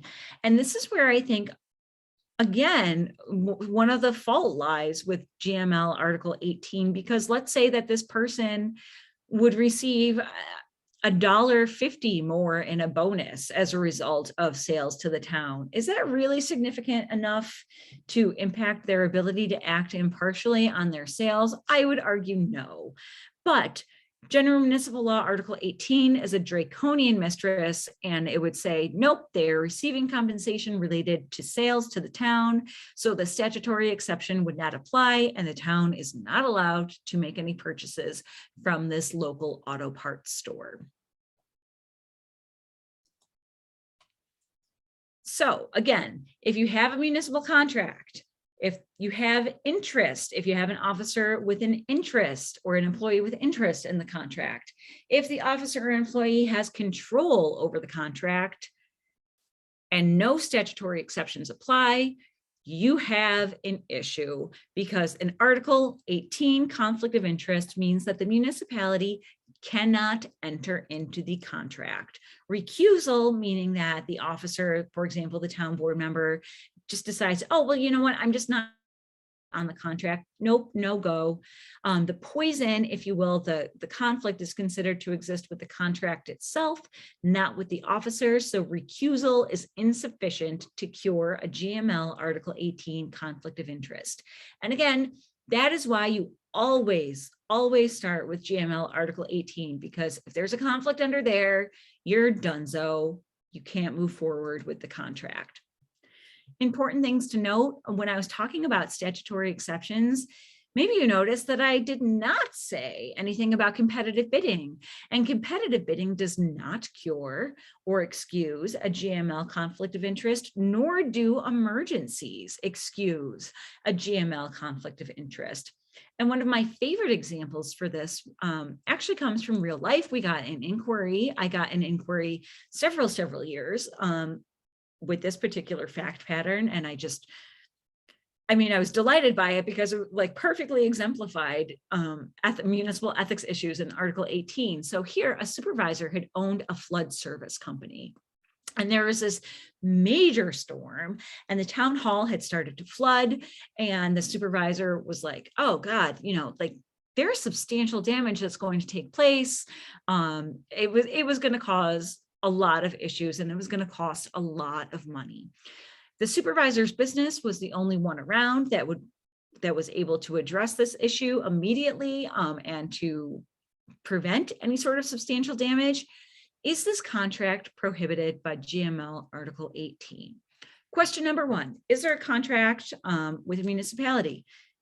Yes, because remember, contracts do not have to be in writing. They can be oral, express, implied. So if the flood service company was providing services for the town, that would be considered a contract, even without a written agreement. So yes, we got question number one. Question number two is, does the supervisor have an interest in the contract? Yes, they would. They would have a financial interest and receive a potential financial or non-material benefit as a result of the contract. Yep, sure would. Question number three, does the supervisor in their capacity as supervisor have control over the contract? Yes, they have the authority to negotiate, draft, authorize payments under the contract. Does a statutory exception apply? And remember, I just said that emergencies do not qualify as an exception. So the supervisor called up and they were like, hey, this happened. My flood service company provided this service to the town. He thought that he was doing something good. And yes, and this is also why I say that a lot of times people get into issues, or I think that most times issues arise when people don't understand the rules. And I was like, okay, I definitely understand where you're coming from with this. What was the what were the amount of services that you provided worth? And he was like, okay, about $2,000. And I said, well, would you accept $749? Because if you have $749, that falls under the statutory exception under contracts annually under $750. As a practical matter, do I think that anybody is going to get up in arms about this? You're in the best position to decide. You guys know your community, your local DA's office, your local residents.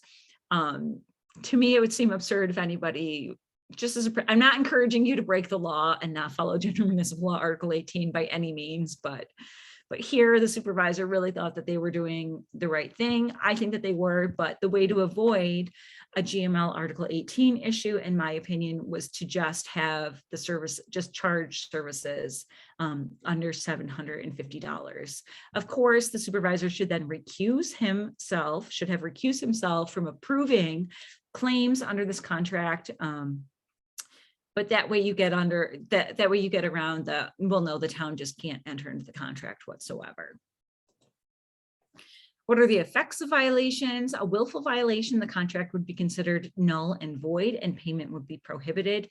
A willful and knowing violation would be considered a misdemeanor. So what's the difference between a willful violation and a willful and knowing violation? A willful violation is like nobody's holding a gun to your head. You're not under duress. You're acting of your own accord. But a willful and knowing violation is nobody's holding a gun to your head. You're acting of your own free will. The town is acting of its own free will, but the officer knows that they're not supposed to be doing this. They know that it is actually an ethics violation and a violation under GML Article 18. And that's where it's potentially a misdemeanor. Also not listed specifically under GML Article 18, but ethics violations might be considered grounds for removal if you do it repeatedly. That's a whole other issue. If a resident wanted to bring a public officers law section, it's referred to as a public officers law section 36 proceeding. But under GML Article 18, the articulated sanctions would be payment prohibited. You're going to piss off some vendors, piss off some people that you're contracting with, or potentially subject yourself to misdemeanors. Hypothetical, the town is celebrating its bicentennial and wants to commission an artist to create a poster for the celebration. The total cost of the project would be $700. The wife of a town board member is a well-loved local artist who would do a great job. Can the town hire the wife of the town board member? Question number 1, would there be a contract with the town? Yes. Question number 2, does the town board member have an interest in the contract? Yes, you step into the shoes of your spouse. If your spouse has an interest, you have an interest. Question number 3, does the town board member have control over the contract? Yes, they have the authority to audit claims, approve the contract. Yep, so that's all covered. But $700 falls under that statutory exception. What the town couldn't do here would be enter into another contract a few months later in the same calendar year for $700 because it's $750 in the aggregate for the calendar year. So he below the $750, the 750, oh my God, 750 threshold, and you would be able to, the town would be able to enter into this contract. Another hypothetical, the town solicits bids on a new truck.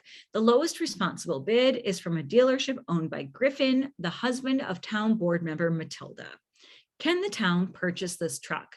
Question number 1, does a contract or potential contract exist with the town? Yes. Question number 2, does the town board member have an interest in the contract? Sure does. Step into the shoes of your spouse.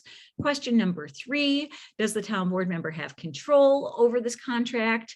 Yes, they do. Question number 4, does a statutory exception apply?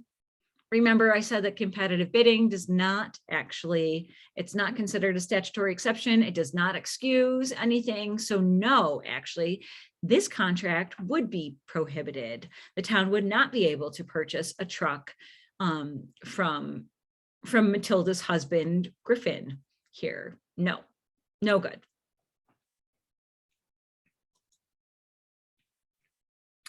Another hypothetical, and you're like, good grief, Sarah, how many hypotheticals do you have? But I promise I'm moving forward. These hypotheticals are like building on each other to move forward. So hypothetical, the town board is building a new town hall. The town board wants to contract with a construction company. The construction company has a separate contract with the steel supply company that is owned by the town supervisor. Is this prohibited by GML Article 18? And I just want to make sure that everybody understands the construct of this hypothetical. So you've got the town, they're going to contract with the construction company, and the construction company has a contract with a steel supply company. This is a trick question, and this is setting us up for appearance of impropriety issues. So I'm just going to answer the question for question number 1. Is there a contract with the town that GML Article 18 cares about? GML Article 18 only cares about the contract that exists between the town and the construction company. It does not care about the contract between the construction company and the steel supply company. So here we don't even get by our first question. Is there a potential issue with a contract between the town and the construction company? For the purposes of General Municipal Law, Article 18, they're going to say no. And this rankles people. People are like, this doesn't feel right. This doesn't feel good. It feels like there's the potential for a lot of unethical behavior going on under these circumstances. So this is where we turn to, even though it's allowed under General Municipal Law, Article 18, don't forget, there are 2 other questions to ask. So the next thing that you should do is number 5, take a look and see, does your local ethics code apply? Does it cover the situation? Maybe your local ethics code would expressly say that in these situations, the contract would be prohibited, or give some sort of guidance on how the town should proceed. But let's say that your ethics code hasn't been updated since the 1970s. I wouldn't be surprised, quite frankly. That happens a lot more than you would think. So let's say that your ethics code is just silent on the issue. And also your local ethics code isn't going to cover every single situation. So maybe it just has nothing, it's silent on that particular topic. The next thing to do would be to look and see if there is a common law conflict of interest. And the common law conflict of interest is sometimes called the appearance of impropriety. I prefer to call it a common law conflict of interest. And it comes from a case, 1979, a case from 1979, and it said that government officials must maintain public confidence in the integrity of government. They must avoid even the appearance of impropriety. The test to be applied is not whether there is a conflict, but whether there might be. It is the policy of the law to keep the official so far from temptation as to ensure his unselfish devotion to the public interest. And this is some really lofty language, right? It seems like everything is going to be a conflict under this. It doesn't really provide a lot of guidance. But case law, as it has developed since 1979, has helped really give a lot of instruction and guidance on how to decide, how to evaluate if there is a common law conflict of interest. And common law conflicts of interest apply to more than just So I just had spent a lot of time emphasizing contracts.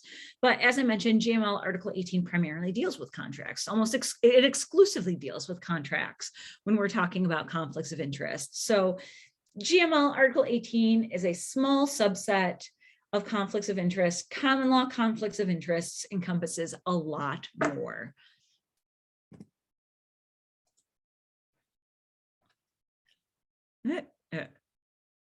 Okay, there's my technological savviness on display for you right there. I can't even move the slides forward appropriately.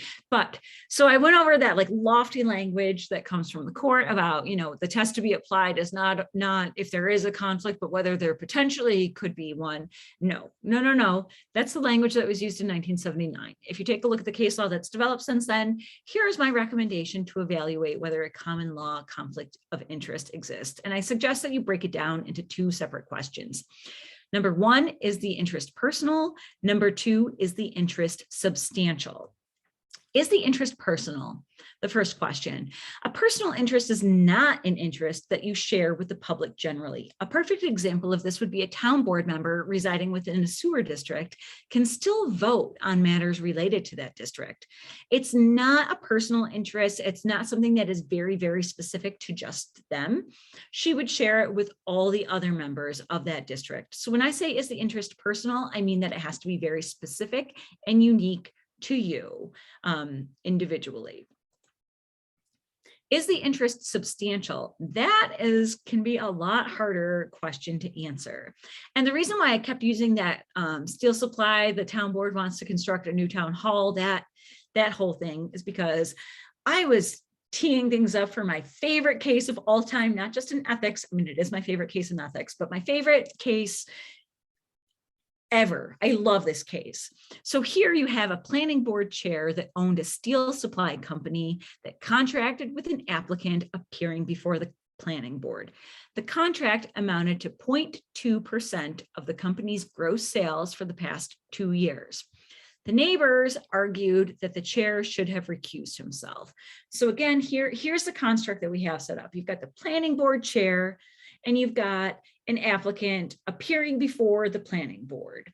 The applicant has a contract with the steel supply company, and the steel supply company is owned by the planning board chair. So the planning board chair's company is not actually appearing before the planning board. They have a subcontract with the applicant who is appearing before the planning board. So, as I mentioned before, land use applications are not considered contracts under GML Article 18. So that's why that's not covered under GML Article 18. The court took a look at this and they said, well, first of all, let me back up. The ethics board, initially it went to the ethics board, and the ethics board was like, took a look at the situation and they were like, you know what, actually, we think given the circumstances here, we don't think that there's a conflict of interest. Go ahead, planning board chair, vote on this application, you're fine. Somebody wrote to the AG's office. The AG's office was like, oh no, nope, there's an appearance of impropriety here. There's a conflict. There's a common law conflict of interest. The test to be applied is not whether there is a conflict, but whether there potentially might ever be in the existence of humanity. So the Attorney General's office took a really strict viewpoint on this, and they were like, nope, there's definitely a conflict of interest. It went to the Supreme Court, which is the lowest court in New York State, a lower court in New York State, and the Supreme Court was like, yeah, actually, we think that there's a conflict of interest here. The planning board chair should not have voted on this application. When it got to the appellate division, what happened was I actually left out some really significant pieces of information from this hypothetical, and I did that on purpose. The court said, hey, let's take a look and see what 0.2% or 0.02% of the company's gross sales for the past 2 years looks like. And it was actually amounted to $2,000. And the court said, in this very specific circumstance, we do not think that $2,000 over 2 years, that's not even directly related to this project. It's just related to the overall gross sales of the company, not even specifically the project that's involved. We do not think that that is substantial enough to impact the planning board chair's ability to act objectively. To act objectively, we don't think that it's significant enough to impair the planning board's ability to act appropriately and act objectively. The court did not say, hey, well, here's a very specific test. We think that if I keep saying 0.2, but it's 0.15. I'm so sorry about that. The court did not say, well, you know, if it did get to be like 0.5%, then we think that would be too much. They didn't give a fine line test or anything like that. They very specifically looked at the fact that 0.15% amounted to $2,000.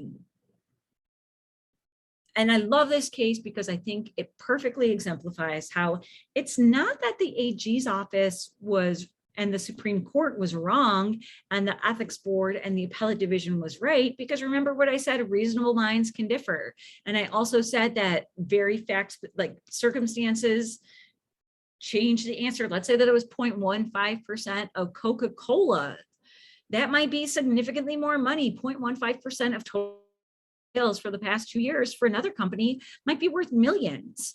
And that might change the answer of this question. So it's not that any agency or particular board or body was incorrect. It's that reasonable minds can differ, and ultimately the appellate division had the final say on that particular issue.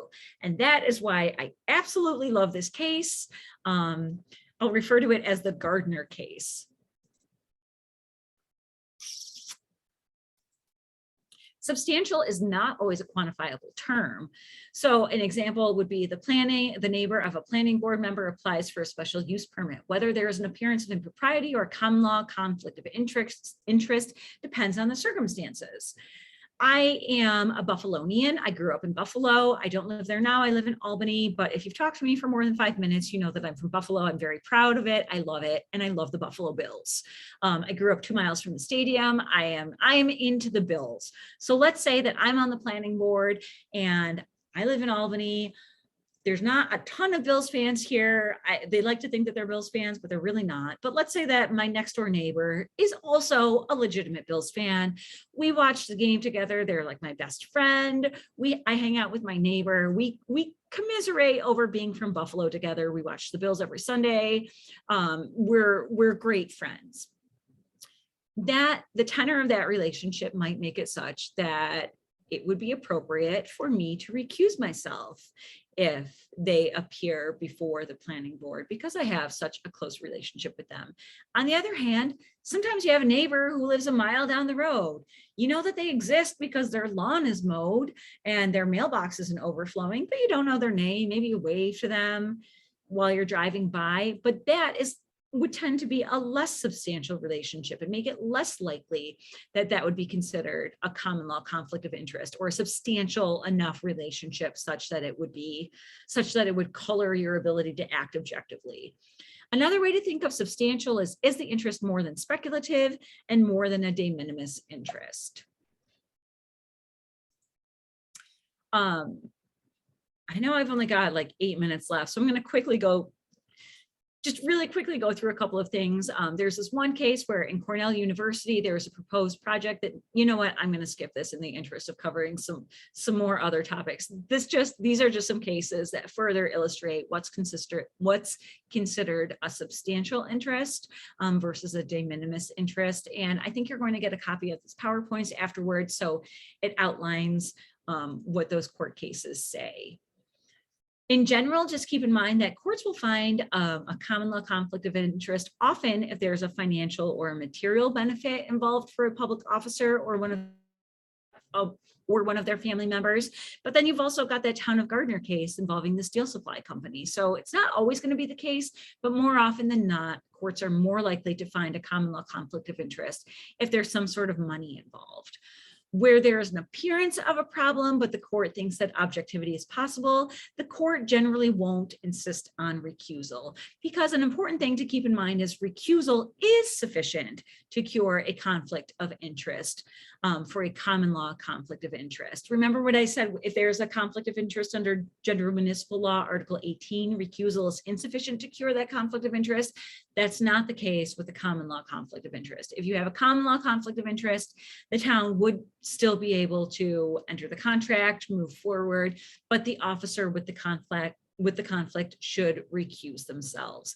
And recusal is more than abstaining. It's more than just deciding not to vote. You should actually disengage from the entire process. There's no specific legal definition or statewide legal definition of what constitutes recusal. And this is a gray area where your ethics code can come into play and sort of fill in the gaps and say what an officer or employee has to do when they're going to recuse themselves. And just know that if you do recuse yourself and don't vote and disengage from the entire conversation, when you don't vote on something, it's going to have the functional equivalent of a nay vote. What do I mean by that? We talked about how if you have a 5-person board, a majority rule. So let's say that you have 2 people vote yay, 2 people vote nay, and you have 1 person who has recused themselves. That recusal is never going to be counted as a yay vote. It's never going to be enough to reach that 3-person threshold of a yay to like get something done. It is not going to be recorded as an A, it's going to be recorded as a recusal, but it's going to have the functional equivalent. It's never going to be counted as a yay vote. Consequences, there could be litigation, the action could be voided, and don't undermine the significance of eroding people's confidence in town government, in local officials. I think that is an immaterial consequence of acting despite there being an appearance of impropriety or a common law conflict of interest. So even though you might not have like an official sanction, if you've undermined the people's trust in the system, I think that that's a pretty crappy consequence. And I think that you want to avoid that. Personally, I think you want to avoid that. This is just a different way of thinking of that 6-part question. And also we have a 1-page handout on ethics that condenses this entire presentation, and it has things like this and the 6 questions to ask to determine if there's a conflict of interest. Really quickly going on to family, there's no prohibition against members of the same family working for a municipality. The general rule is an officer should not participate in decisions concerning the salary or terms and conditions of employment for another family member also employed by the same municipality. A perfect example of this would be the wife is on the town board, the husband is the highway superintendent. When the town board starts talking about what the highway superintendent's salary should be, the wife should get up and get out of the room. All right. Don't participate in conversations about salaries for your husband. It's not a great look. It's not a good idea. You would be able, the town board member would be able to come and vote on general highway matters like equipment, or Lori mentioned the 284 agreement on agreeing to the 284 agreement. But if you're talking about the terms and conditions of your spouse's particular employment, nope.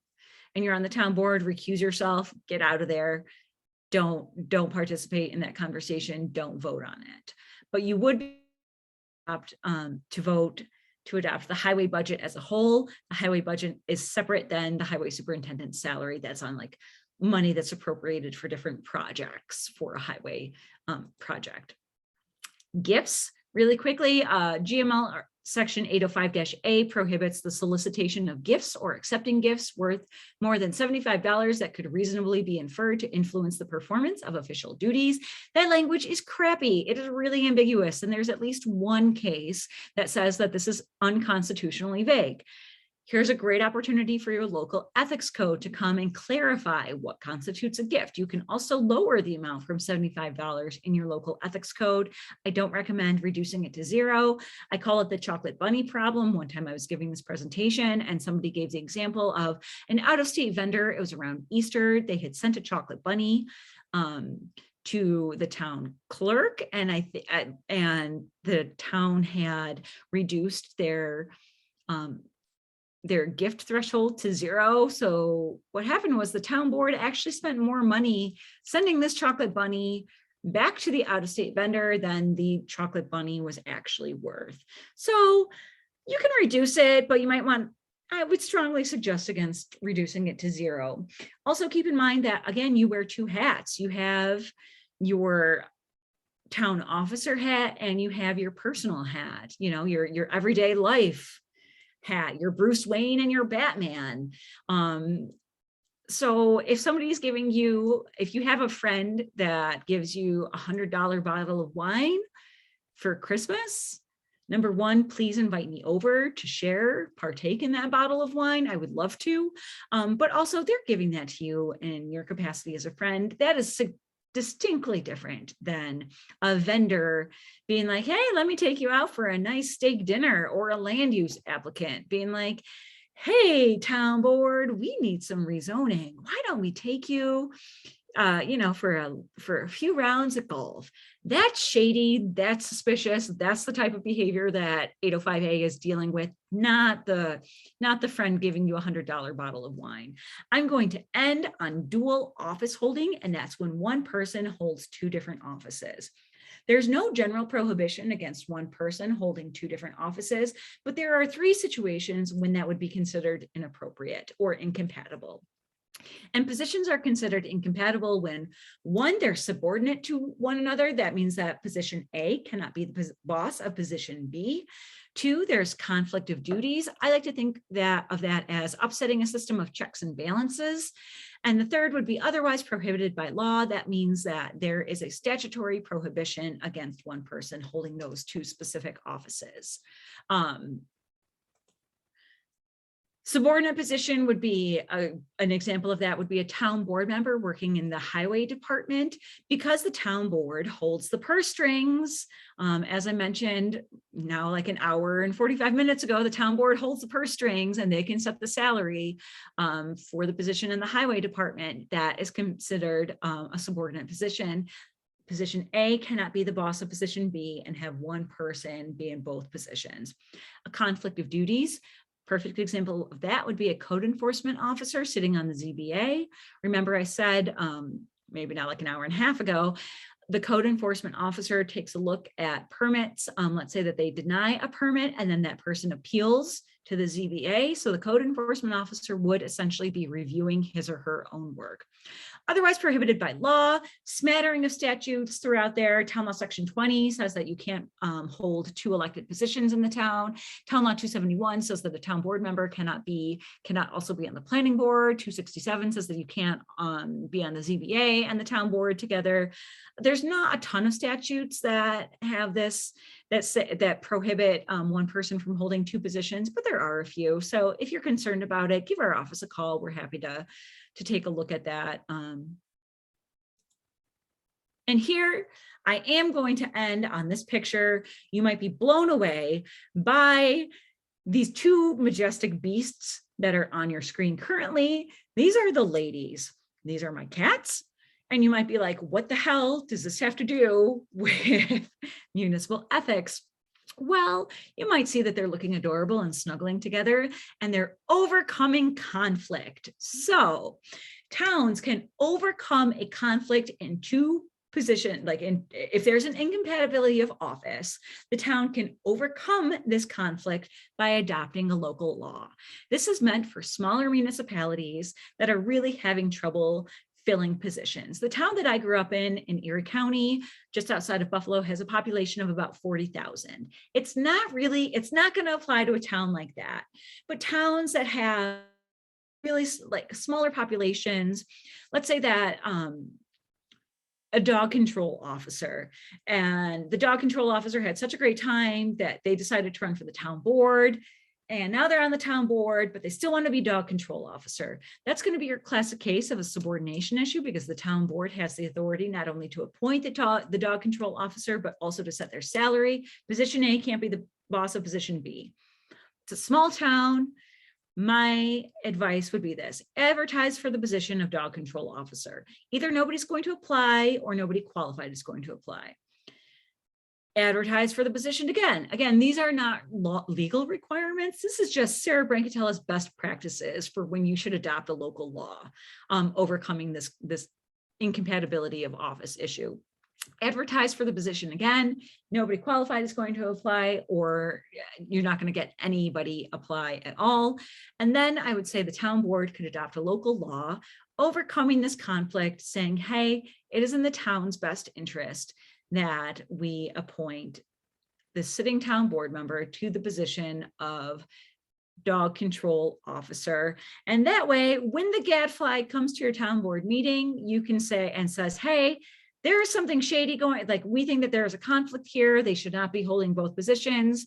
The town board has a record that it can go back to and say, we really made our best efforts to not be in this situation. Here we are, and this is in the best interest of the town. Otherwise, we're not going to be able to have a dog control officer. So I'm going to end on that note, and just so you can continue gazing at, I talk about the ladies a lot. They often come up in presentations. So yes, enjoy my beautiful girls, but I'm going to end on that note, and I hope that you learned something about municipal ethics. Thank you so much, Sarah and Lori. I always learn something from this presentation. I've seen it a few times now. It's very well done and a great reminder of a lot of good ethical issues too that can come up in these small towns. I don't see any questions in the chat. Does anyone have a question? I see a hand raised. So Lori, I'm allowing you to talk. Go ahead and unmute.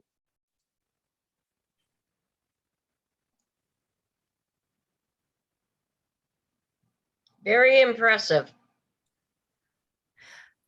Thanks. Thanks. I'm actually on the 5th year of my election, and this is the first time that I've actually been able to see a presentation like this, and it's been very helpful. Thank you very much. Thank you. We really appreciate that. And I'm sure that it was the cats that really blew you away. Well, Really. I have 2 of my own. Oh, thanks for that, Lori. Thank you. Yep. Anybody else have a question or a comment they would like to make? And if you guys have questions afterwards, a lot of times it'll be like 2 a.m. and I'll be like, oh my gosh, I should have asked that question. Or what about this? Oh my good Lord. Please don't hesitate to call our offices, call AOT. We are there for you to use as a resource. And as was mentioned during the presentation, the PowerPoints will be available. I will send out an email to all of the attendees tomorrow with a link to the YouTube recording of the webinar and the 2 PowerPoints attached. So you can look at these at your leisure. There's a lot of information to kind of mull through here. So we will do that tomorrow. Great. All right, with that, then I guess we'll sign off for tonight. Again, thank you so much, Lori and Sarah. Thankfully, you don't have a long drive home. It'll be a lot easier than last time. So thanks again. Take care, everyone. Have a good holiday season. Thanks for having us, Katie. Yeah. Thanks to everybody for hanging in there. Good night. Good night.